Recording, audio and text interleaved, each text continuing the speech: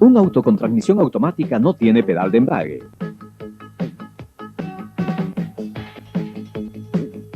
La transmisión efectúa automáticamente los cambios ascendentes o descendentes al siguiente engranaje superior o inferior según la presión que se imprime en el pedal del acelerador y la velocidad del vehículo. Ahora se preguntará cómo la transmisión automática transmite la potencia del motor a las ruedas y cómo efectúa automáticamente los cambios ascendentes o descendentes. Este video les proporcionará un entendimiento básico de la transmisión automática y se concentrará especialmente en estas dos preguntas bastante comunes.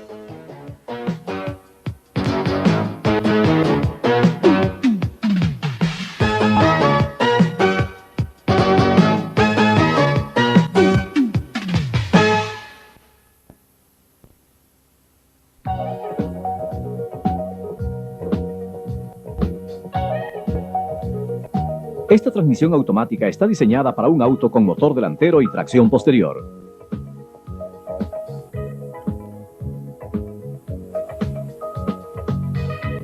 Y esta es una transmisión automática para un auto con motor delantero y tracción delantera. Estas dos transmisiones se ven muy diferentes entre sí, pero funcionan básicamente de la misma manera. Una transmisión automática consta principalmente de 3 secciones, teniendo cada una funciones propias y particulares.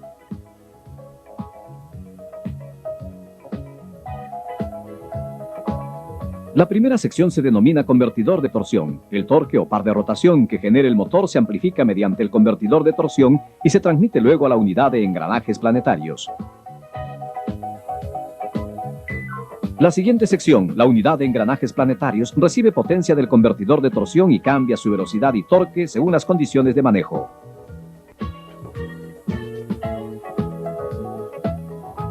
La otra sección de una transmisión automática se denomina sistema de control hidráulico, el cual está diseñado para controlar las operaciones de la unidad de engranajes planetarios.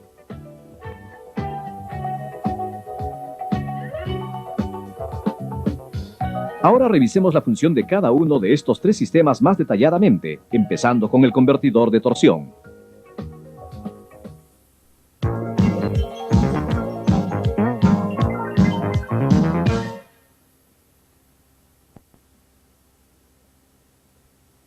Este es un convertidor de torsión. El convertidor de torsión consta de un impulsor de la bomba, una turbina y un estator. El impulsor de la bomba está integrado a la cubierta del convertidor, la que a su vez está conectada al cigüeñal del motor. La turbina está montada sobre el eje de entrada de la unidad de engranajes planetarios. El convertidor de torsión está lleno de fluido de la transmisión automática. Haremos un pequeño experimento en el que se podrá observar cómo se transmite la potencia. Este es el impulsor de la bomba. Echemos un poco de fluido en el impulsor y veamos qué sucede cuando lo giramos.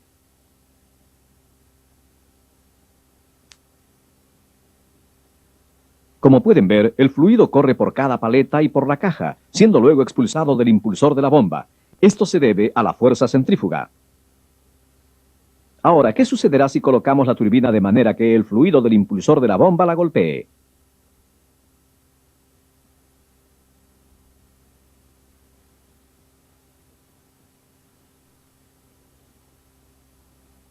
Sí, la turbina empieza a girar. En otras palabras, mediante el fluido se transmite la potencia del impulsor de la bomba hacia la turbina.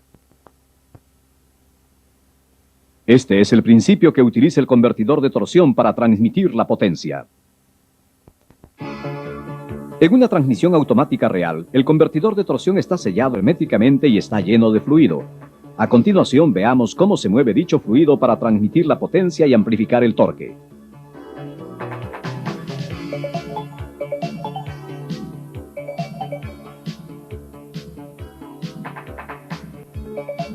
Tal como observamos en el experimento anterior, el fluido que sale del impulsor de la bomba golpea las paletas de la turbina y hace que ésta empiece a girar.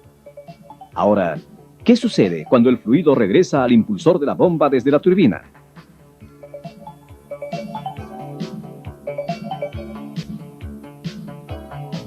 El fluido golpea el impulsor de la bomba desde la dirección equivocada, ¿no? ¿No interferirá esto con la rotación del impulsor y reducirá el torque en lugar de amplificarlo?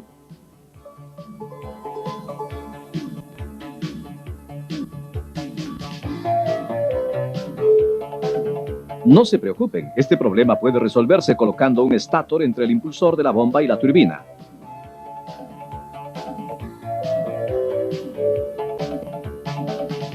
Como pueden ver aquí, el estátor cambia la dirección del fluido de retorno de manera que concuerda con la dirección del impulsor de la bomba.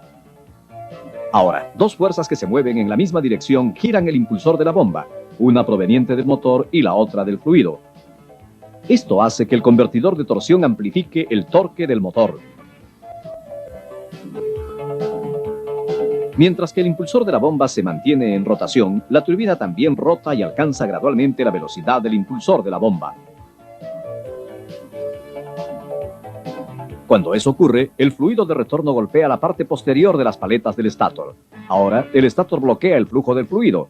Para impedir que esto suceda, el estátor está montado en su eje mediante un embrague unidireccional.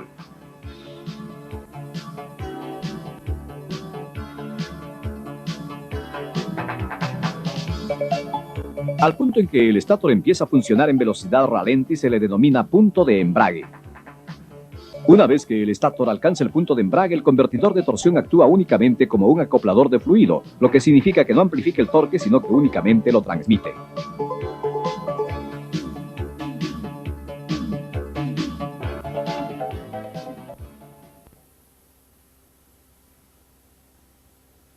Aquí se muestra cómo el convertidor de torsión transmite la potencia del motor al eje de entrada del engranaje planetario.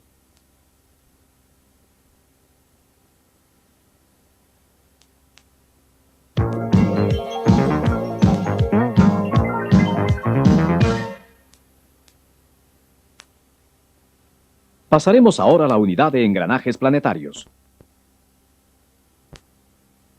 La unidad de engranajes planetarios consta principalmente de varios juegos de engranajes planetarios y de varios embragues y frenos.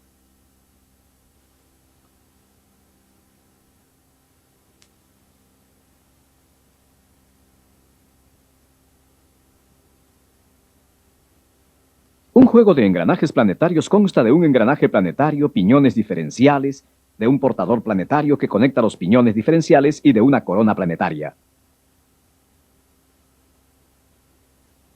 Estudiemos un modelo de juego de engranajes planetarios y descubramos cómo funciona.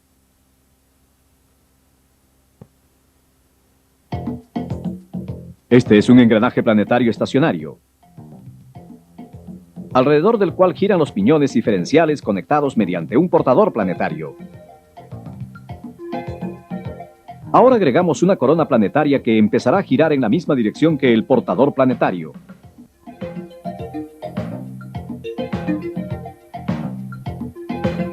La corona planetaria gira más rápido que el portador planetario.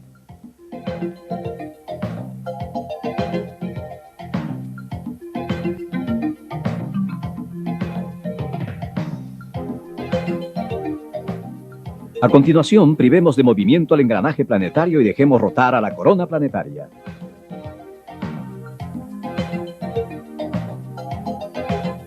El portador planetario empezará a rotar a menor velocidad que la corona planetaria, pero en la misma dirección.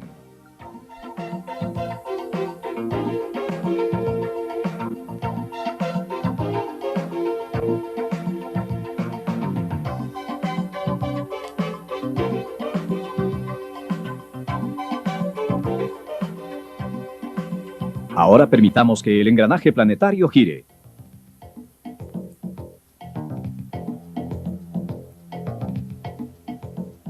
Añadimos los piñones diferenciales, pero mantengamos fijo el portador planetario de modo que no gire.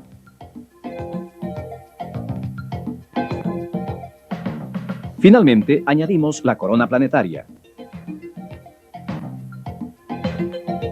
La corona planetaria empezará a rotar en dirección opuesta al engranaje planetario.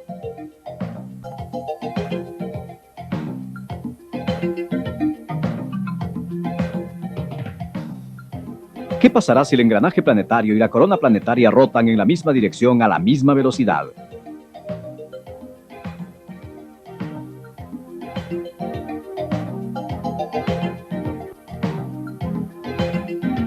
El juego de engranajes planetarios rotará como una unidad.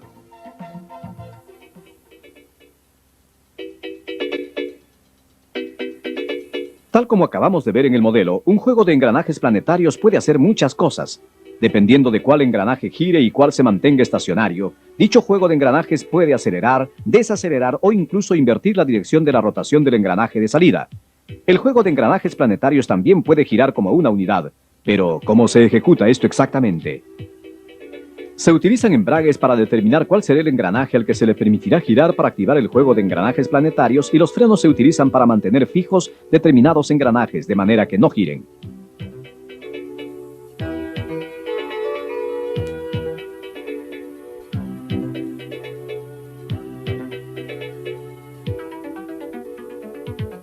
En la mayoría de modelos se utilizan embragues y frenos del tipo de discos múltiples. Tomando el embrague como ejemplo, vemos que cada embrague consta de varios discos y placas y de un pistón y un cilindro. Las placas del embrague rotan juntas con el eje de entrada como una unidad, mientras que los discos del embrague están acoplados con un componente del juego de engranajes planetarios. Ahora, ¿cómo es que se activa el embrague? Mediante presión hidráulica.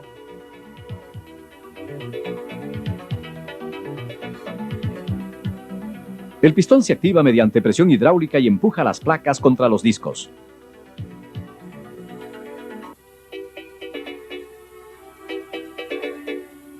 Como resultado, la potencia del motor se transmite desde el eje de entrada a los engranajes planetarios mediante las placas y los discos. De la misma manera, las placas del freno están montadas en la caja de transmisión y los discos del freno están conectados a los componentes rotatorios tales como el engranaje o el portador. El pistón se activa mediante fuerza hidráulica de manera que las placas sean empujadas contra los discos. Esto impide que el engranaje o el portador giren.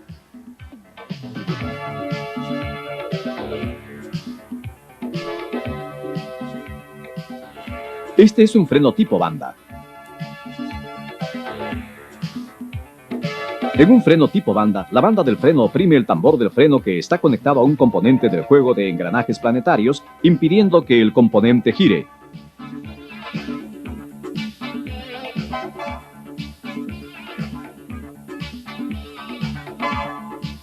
Otro tipo de freno consta de un embrague unidireccional. El embrague unidireccional bloquea un engranaje o un portador de manera que gire en una sola dirección.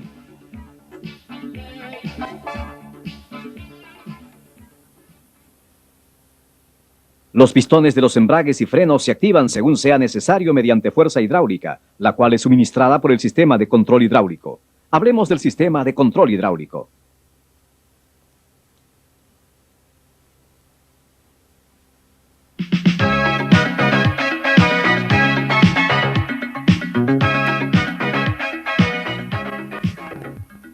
Un sistema de control hidráulico consta de una bomba de aceite que genera la presión hidráulica y de cierto número de válvulas y conductos de aceite.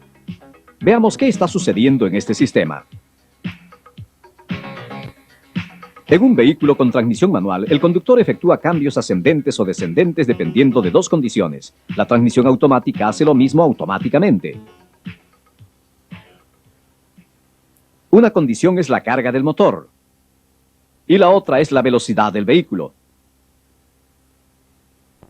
La bomba de aceite genera la presión hidráulica. Y la válvula de obturación regula la cantidad de dicha presión según la carga del motor.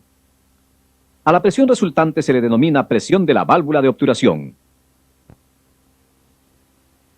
La presión hidráulica que genera la bomba de aceite se regula también mediante la válvula gobernadora según la velocidad del vehículo. A la presión resultante se le denomina presión de la válvula gobernadora.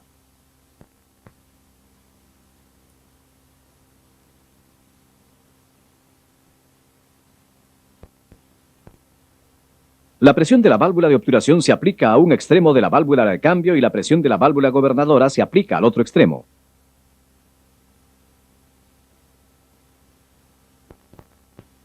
La válvula de cambio se mueve hacia la derecha o izquierda según la diferencia entre dichas dos presiones.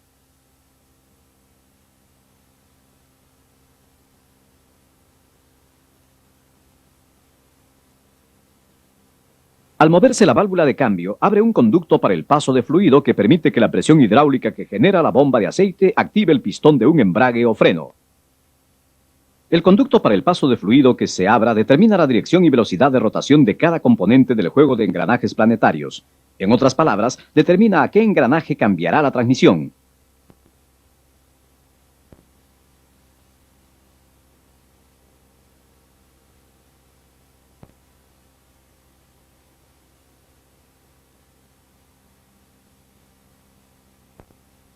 Este es el principio básico de cómo la transmisión automática efectúa automáticamente cambios ascendentes y descendentes.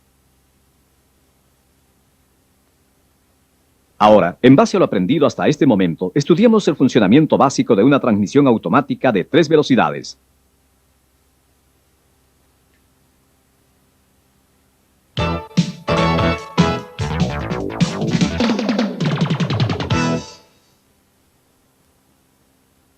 Aquí se observa el circuito básico del sistema de control hidráulico de una transmisión automática de 3 velocidades. La presión hidráulica que genera la bomba de aceite es convertida en presión de línea por la válvula reguladora primaria.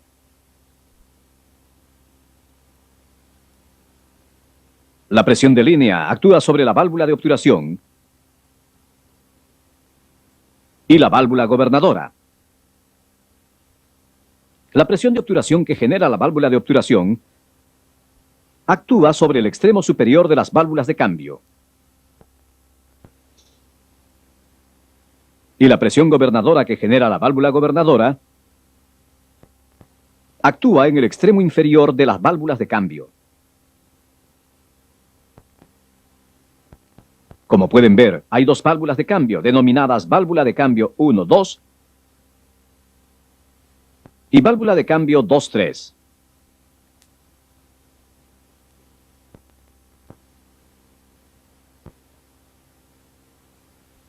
La válvula manual está conectada a la palanca de cambios del conductor y determina el rango de velocidad de la transmisión, por ejemplo, D, 2, R, etc.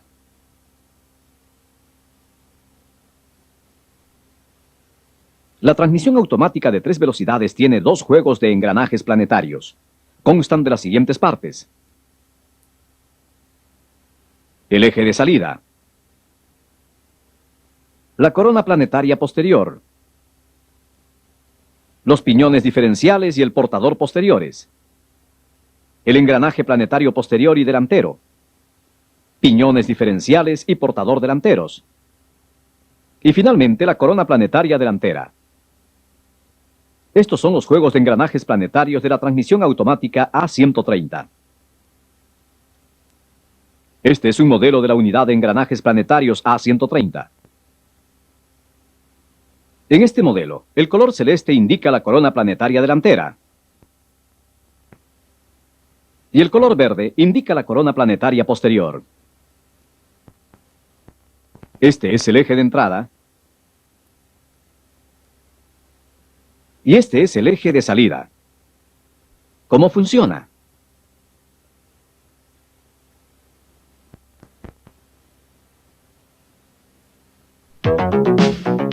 Cuando la conductora desea poner el auto en marcha, mueve la palanca de cambios a D. Y el conducto para el paso de fluido hacia el embrague C1 se abre mediante la válvula manual.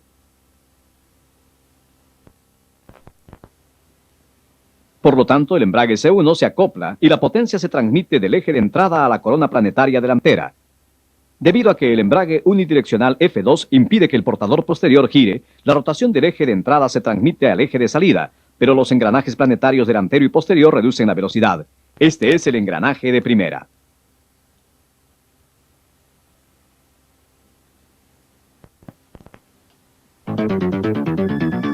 A medida que aumenta la velocidad del vehículo, la presión de la válvula gobernadora que actúa sobre el extremo inferior de las válvulas de cambio aumenta gradualmente. Cuando la presión de la válvula gobernadora se vuelve más intensa que la presión de la válvula de obturación que actúa sobre el extremo superior de la válvula de cambio 1-2, la válvula de cambio 1-2 es empujada hacia arriba por la presión de la válvula gobernadora. Asimismo, además del conducto para el paso de fluido hacia el embrague C1, se abre el conducto para el paso de fluido hacia el freno B2, haciendo que el freno B2 se active.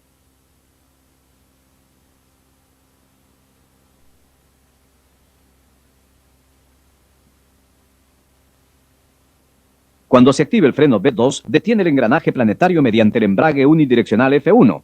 Por lo tanto, la velocidad de entrada de la corona planetaria delantera disminuye por acción del portador planetario delantero y la transmisión cambia al engranaje de segunda. En este momento, el juego de engranajes planetarios funciona en velocidad ralenti.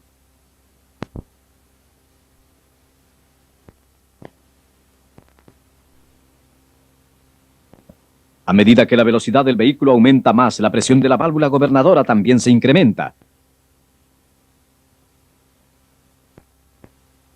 Y empuja la válvula de cambio 2-3 hacia arriba. Al ser empujada hacia arriba, la válvula de cambio 2-3 abre un conducto para el paso de fluido hacia el embrague C2.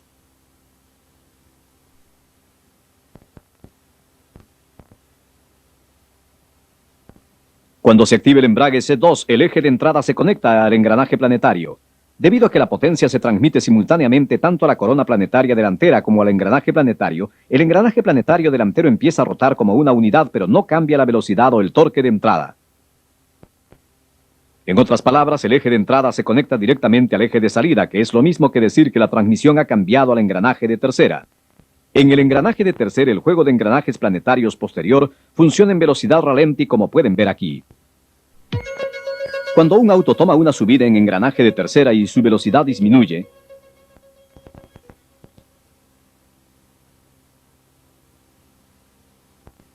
la presión de la válvula gobernadora disminuye también y la válvula de cambio 2-3 se mueve hacia abajo. Como resultado, el conducto para el paso de fluido hacia el embrague C2 se bloquea.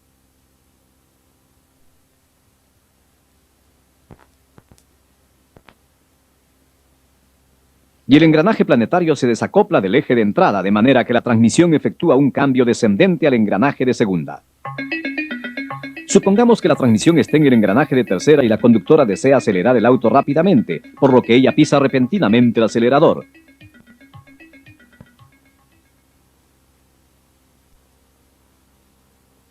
Al hacerlo, la bujía de cambio descendente se mueve hacia arriba,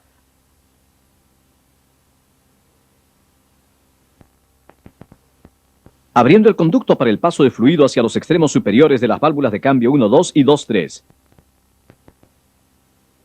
Esto empuja las dos válvulas de cambio hacia abajo y abre un conducto para el paso de fluido, tal como en el caso del engranaje de primera.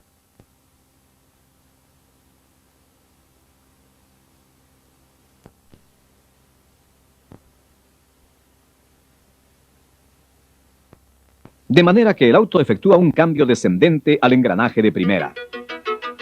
Cuando la conductora desea dar marcha atrás, mueve la palanca de cambios a R. Y la válvula manual abre conductos para el paso de fluido hacia el embrague C2 y el freno B3.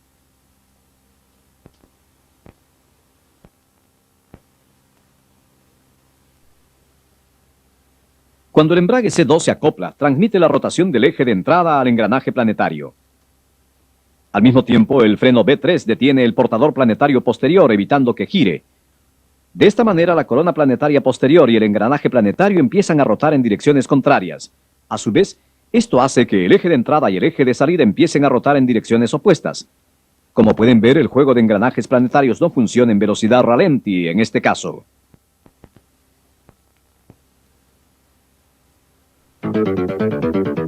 Cuando la conductora pone la palanca de cambio en 2,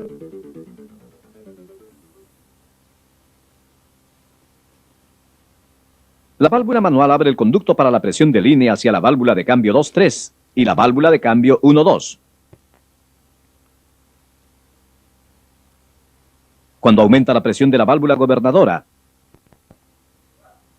la válvula de cambio 1-2 es empujada hacia arriba,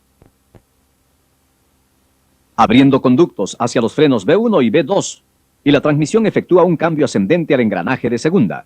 En el rango 2, la transmisión no puede efectuar un cambio ascendente al engranaje de tercera aun si aumentara la velocidad del vehículo, porque la válvula manual está permitiendo que la presión de línea actúe en el medio de la válvula de cambios 2-3.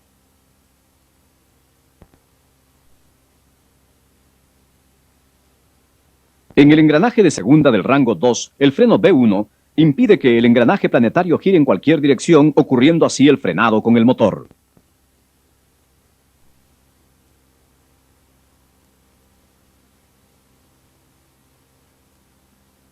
En el rango L también se abre un conducto para la presión de línea encima de la válvula de cambio 1-2, impidiendo que se efectúen cambios ascendentes al engranaje de segunda o de tercera.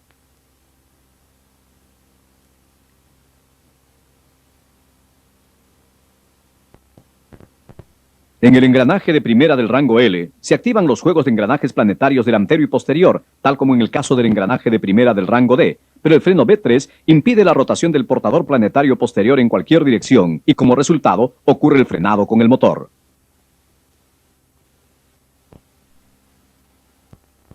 Así llegamos al final de nuestra presentación del funcionamiento básico de una transmisión automática de 3 velocidades.